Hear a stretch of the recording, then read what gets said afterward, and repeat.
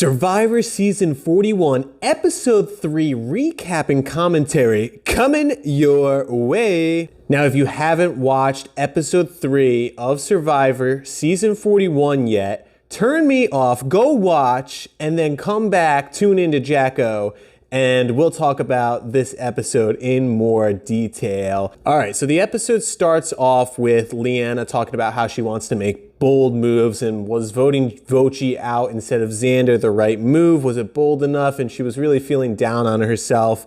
Meanwhile, the beware advantage is literally inches away from her feet. And who finds it of all people? Tiffany. Ugh. Of course, Tiffany, of all people, would find this advantage. And Tiffany had no choice but to tell Evie and Leanna because they were standing right there. She didn't want to tell them, which, okay, Tiffany, that's fine. You didn't want to tell them, but they were standing right there, so she had to tell them what the advantage was. Meanwhile, Leanna's kicking herself because, oh man, I wanted to play bold. I wanted to find that advantage. So Tiffany reads the advantage and says, I have to sneak out for a possible chance at an advantage. If I don't, then I lose my vote. This was the little game within the game scenario that Jeff talked about last week. And personally, I don't think I've ever seen someone not choose to do an advantage on Survivor. So these beware advantages continue to blow my mind. It's like you find something in Survivor. Why would you ever say no to it? You're just giving that chance to someone else. You're giving that opportunity to someone else. So I don't know. I don't think these beware advantages are really sitting well with me. We go to the Green Tribe and Brad finds the beware advantage. He's got the same deal. He's going to go sneak out. At the Green Tribe, everyone's talking about the idol and JD's just like, where's the idol? Ricard must have it. I don't know. No one's found it. And that was the clip from last week. And I already knew someone found it. You just don't know about it. And lo and behold, Brad found it 30 minutes ago with Jeannie as the lookout. So they found the idol and they're looking pretty. It's the same thing that Xander found. He has to say a silly little phrase. And until then, he loses his vote, which again is the dumbest thing I've ever seen. It's the biggest disadvantage that you could ever give someone. It's so overpowered, this disadvantage. It's so stupid in my opinion. So stupid. Like the 3-piece idol is challenge enough because Blue Tribe isn't even looking for the idol. They keep winning every challenge. Why do they need to look? No one's found it. No one's gonna find it. It's just silly. Green and yellow, they're getting decimated over here. They're actually trying to play and they're getting punished for it. Meanwhile, Blue's sitting all complacent. I don't know. It's stupid. I don't like it. Change it. Get rid of it next year. Don't lose your vote. Bad twist. I digress. We go over to the Blue Tribe, and Sydney is the one that finds the beware advantage, and she sneaks off. Meanwhile, everyone is back. They're flipping-flopping on Nasir because he's playing the game. He's like, we need to get out Danny. And he wakes up Sydney at 3 a.m. to tell her, we need to get rid of Danny. And Sydney is very devious. She's very athletic, and she's very devious. She is a dangerous player in this game, especially now that she has this advantage. So Brad, Sydney, and Tiffany, they all sneak out at night. No surprises that none of them get caught because we've never seen anyone get caught. So it's really not that big of a risk. It's like once they get there, they have to do the prisoner's dilemma decision. Do they either risk it or go for the reward? The reward is a tarp for the rest of the tribe. The risk is a steal a vote. And so it's the same thing. If everyone chooses tarp, then you get a tarp. But if everyone chooses steal a vote, then everyone loses their vote. It's like every disadvantage is someone losing their vote. That's such a big that's so harsh. I do like this twist though, this season, the prisoner's dilemma type thing. I think that's fair because at least in this scenario, you're only losing a vote for one tribal. These other beware advantages where Xander and Brad, they can't vote until all of the idols are played. That's ridiculous. That's so nuts. That doesn't make any sense. So if you're Brad, you're thinking, well, I can't vote anyway. I might as well go to risk it. Meanwhile, Sydney and Tiffany, by the way, oh my God. Can Tiffany do anything right in this game? I'm sorry. It's just, she's been so impulsive about her decisions. She said, we gotta get rid of Ochi. Out of nowhere, now she's feuding with Sydney, someone that she's met for the very first time. Sydney says to the camera, I'm not getting a good vibe from Tiffany. She's coming across way too intense. And so Tiffany's like, I did too much damage. I'm going to show Tarp. I'm going to put Tarp as good faith. And Sydney at this point is like, well, I don't trust Tiffany at all. She's probably doing the steal vote. Brad's probably doing the steal vote. I might as well do the Tarp, I guess, and come back something maybe. And that's exactly what happened. She voted Tarp. Tiffany votes Tarp, which is like, what? Why? Why would you do that? I guess that she didn't want to lose her vote because her tribe is pretty much decimated, but you have to think if they're doing a girls' alliance on the yellow tribe, Xander would be the next one to go. So is her vote all that important? I don't know. Tiffany's trying to play. I just feel like she's making all the wrong decisions. So they spent the first half of this episode setting this up. And when Brad, Sydney, and Tiffany get to the island, they're making it all dangerous, like, because that's the theme of the season, danger. And they're like cutting black, and then they're zooming in, and it's nighttime, and they got the torch, and they're making it all intense. And then after, when they go to commercial, Jeff comes on the camera and is just like, man, isn't this exciting? Where are you gonna get TV like this? They're really going for this interactive twist, and I'm digging it. I mean, Jeff's really getting into it. I think maybe they're going a little too hard with the twists. I do like the prisoner dilemma type thing going on, but with all these lose a vote type things, it's a little messy. It could get a little messy moving forward. Brad, he says his broccoli line, and Xander picks up on it. And Xander, which I didn't realize, he has to say his weird line again with the butterflies are dead people, ghosts that are leaning back on us. So each time they have to re-say it. It's like, what I wonder will happen is if someone, let's say Xander or Brad gets voted out and they take the message, they're going to now have to say that weird broccoli line. Like, why would anyone ever bring up that broccoli line? I know that the other tribe members aren't really looking out for it, but it is very suspicious that they're going to be saying the same things over and over and over again. So I don't really know how it's going to work out, especially since Blue isn't anywhere near finding an idol. They're not really looking for it. They keep winning immunity challenges. And when are the tribes going to be mixed up? Are there going to be tribe mix-ups? In seasons past, there probably already has been a tribe swap already. So it's going to be interesting. It seems like they're going to be sticking until this third immunity idol's found, but we'll see. So Xander picked up on it. He said, oh, nice line about the broccoli. And so he kind of understood the gist of what Brad was getting at.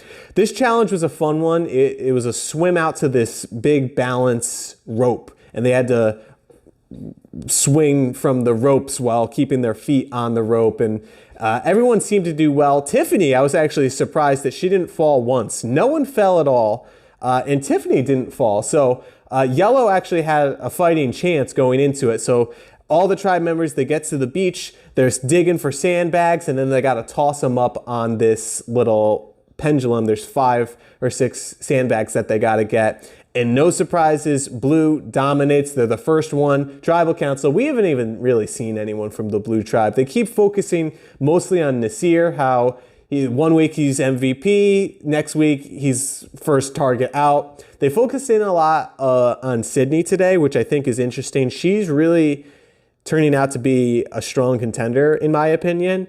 And Deshaun is the third person. They didn't really feature him at all this episode, but Heather and Erica, zilch. They haven't even got a single airtime. They sat out of the challenge. They're getting nothing. No love for those two.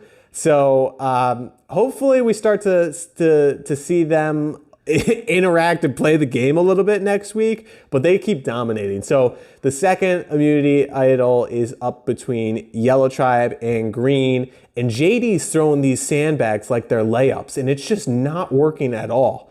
And he completely botches it. He's like the main tosser for a while, and he keeps missing everything. Meanwhile, Yellow, Tiffany actually lands a couple, and then Xander lands a couple, and Yellow wins their first challenge of the season, sending the Green Tribe to Tribal Council. We go back to Green Tribe, and the discussions are pretty much between JD or Brad. Brad finds 2 advantages this episode. The Beware one, where he wins a steal a vote, and then the hidden immunity idol. And Jeannie was there with him when he found the immunity idol, so he shared that with her. But his big mistake was sharing it with Shan. And I get it. He wanted to form trust with her. And by sharing both advantages, he wanted to say, hey, listen, you're my number one. And at first, Shan was excited and was like, yes, I can't believe you did it, Brad. We're in this together. But Shan is devious, man. You can't trust Shan at all. She said she was the mafia pastor or something. Like, you can't trust her at all. Meanwhile, JD, he goes off to water and he comes back. The biggest blunder in the game. He leaves his advantage showing in his waistband. And Shan's like, what do you have there? What is that? And he's like, you caught me. I'll come clean now. She's like, no. You were caught. Like, what is this? And so he fesses up. He says, I have an extra vote. This is what happened. I lied earlier. And Shan and Ricard are like, yeah, I don't know if we could trust JD anymore. This is very suspicious. So Shan finds herself in the middle. She's saying to herself, I don't know if I can trust JD anymore. Brad's better in challenges. He's better around camp. JD, we work like this. Maybe if I can kind of regain his trust. So she goes to JD and goes, well, how about you give me your extra vote so that I can hold on to it? And then if you do that, I'll trust you. And JD does it. Like, what are you doing, man? You're giving away your extra vote? What's stopping her from voting you out? Boom, you're done. Why wouldn't she vote you out right now? You're not on the jury. There's no repercussions for doing so. All the other tribe members wouldn't think that you're kind of backstabbing them. You still have a key alliance member in Ricard, and then you could bring in Brad because he's got an immunity idol. But Shan's got 2 ways. So she's playing it out, the scenarios with Ricard, whether they should get out Brad or JD. Now, remember, Brad, he can't vote. All right? He's pretty much screwed. Like, he took on that advantage. He can't vote. He has no power. He took that other beware. This is how messed up this disadvantage is. He finds 2 beware advantages, right? The first one being the one go to the idol to steal a vote. The second one to find a hidden immunity idol, but you can't vote until then. And then it turns out he can't even use his advantage from the steal a vote because he can't vote. Can he not roll the dice, the shot in the dark as well? Is this immunity idol beware advantage trumping all of his other power in the game? That's what it seems like. Maybe I'm misinterpreting this. Drop me a comment down below. Like, what can Brad do here? He can't do anything. He's screwed. That's why this advantage is so stupid, in my opinion. Like, there's nothing he can do. Like, he went through this effort. He's playing the game. He's trying to gain a spot in the game. At least if he had to steal a vote, that's essentially like he had a vote. He could at least maybe do something. Maybe it could be 2 and 2 instead of all votes against nothing. Case in short, Brad gets eliminated. He was my pick. He was my winner. He gets voted out 3rd. I don't blame Brad though. I blame the stupid rules of this game. Now, I think even if he had his vote, he would have been done for. But maybe not, because he had to steal a vote. So if he could play a vote, he and Jeannie would have voted 2 for JD, and then everyone else voted Brad. At least it would have formed a tie. And then if you formed a tie, it goes to revote. Brad and JD can't vote. So then it's Jeannie, Ricard, and Shan. So they probably would have got Brad out anyway. But you never know. Shan may have flipped her mind. I don't know. At least it would have been interesting to see if he had the possibility to play the advantage he just got. He knew he was under the gun. His problem was trusting Shan. Shan, she's one to watch out for. She is dangerous in this game. So sad to see your winner picked eliminated so early on. And one last point I thought was interesting. Ricard says at Tribal Council, I'm more willing to keep my alliance members around rather than strength. And Evie's doing the same thing, and the Yellow Tribe's doing the same thing. I don't know if I agree with this. Because if you don't have strength in numbers, you're not going to have an alliance left. If you don't have strength in numbers, you're going to keep going to Tribal Council, and you have an opportunity to get eliminated at that point. I get the alliance is important, but it's not really important this early on in the game because the numbers are so small.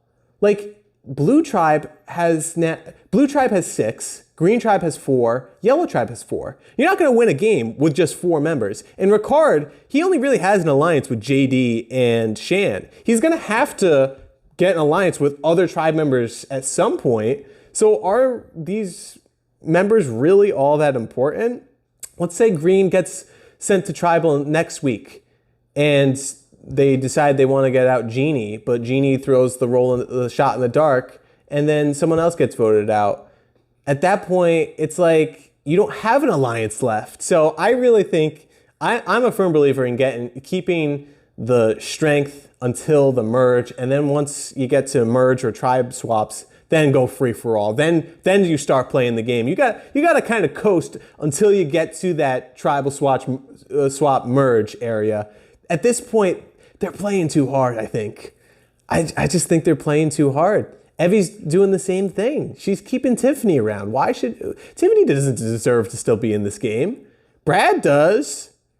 I don't know. I'm just salty that my pick is eliminated from the game. Scenes from next week of Survivor 41. They were talking about throwing a challenge. And if we go to the game within the game, you do the little puzzle. Jeff talks about, would you throw a challenge? I guess Deshaun wants to throw a challenge, and Danny, he's an NFL player. He's like, no, that's the cardinal sin. You don't throw a challenge. Anything could happen to Tribal Council. Why would you ever throw a challenge? They showed a lot of clips of the Blue Tribe next week. They're saying Erica was kind of calling out Sydney, and then they're talking about throwing the challenge. So I have a feeling that Blue Tribe is going to go to Tribal Council next week. I still don't think that they're going to find the immunity idol. I think Xander's going to still be in trouble. Now, here's what happens next. Brad is eliminated. His immunity idol he takes with him. So are they going to put a new one out there, and then whoever finds that one has to say the broccoli line?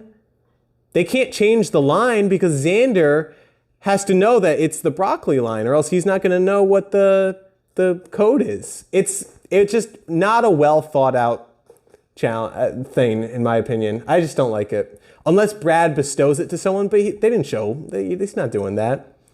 It doesn't make any sense to me. Power rankings, before we wrap up here. Well, my number 1 pick, Brad, is eliminated. I'm so sad. I'm taking this more personal than I should, really. I originally had Brad 1, Evie 2, Heather 3. You would think that you'd want to bump up Evie to number 1 spot. I think Evie, she wasn't featured at all this episode, and that makes sense because her tribe won, so there wasn't really much to talk about. They keep featuring Tiffany a lot, which scares me. I really hope she gets voted out soon. I'm sorry. I just don't think she really deserves to be there. I really think that Shan has climbed up the power rankings. She's the one in control. She has all the knowledge in this game. She just took JD's advantage from him. Like, he went through all that effort to get it. She just took it easily. And now she's got him in her back pocket because he messed up. So she's capitalizing on other players' mistakes. That's what makes a great Survivor player. Shan is going to my number 1 spot in the power rankings. The other 2, I guess I gotta leave the same. Evie, number 2, she's been playing. And number 3, Heather. I love Heather. All 3 spots are in the power rankings are women. I love to see it. Heather, they haven't shown anything, but they really haven't shown much of the Blue Tribe. Honestly, they've shown a lot of Sydney, but I don't know. I don't know if she's going to make it that far to the finales. I don't know if she's going to garner enough attention and just likability factor. She's already seeming to butt heads with Erica on the Blue Tribe. So those are my power rankings after episode 3. Be sure to tune back in next week for another episode of season 41 of Survivor. All right, guys, I'll see you then.